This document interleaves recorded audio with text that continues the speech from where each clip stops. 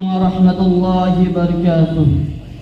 الحمد لله رب العالمين، والصلاة والسلام على سيد المرسلين وعلى آله وأصحابه أجمعين.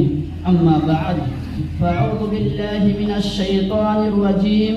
بسم الله الرحمن الرحيم.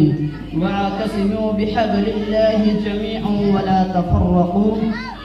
وقال النبي صلی اللہ علیہ وسلم. معزز اساتذہ اکرام اور میرے پیارے ساتھیوں، آج کی 15 اگست میں کچھ باتیں رکھوں گا.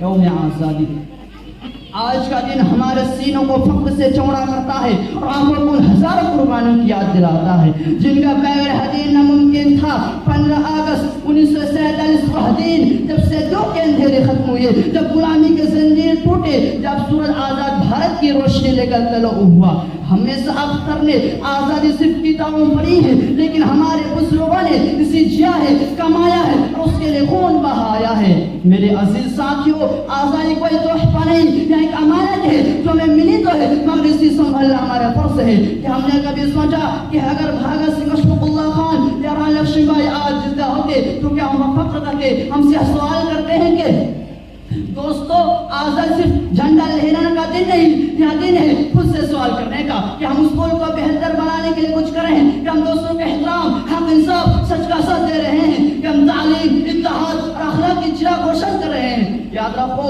جو قوم اپنی قربانیوں کو بھول جائے وہ پھر غلام بن جاتے ہیں. ہمیں اپنے ماضی کو یاد رکھ کر ایک بہتر حال اور روشن مستقبل کی تعمیر کرنی ہے.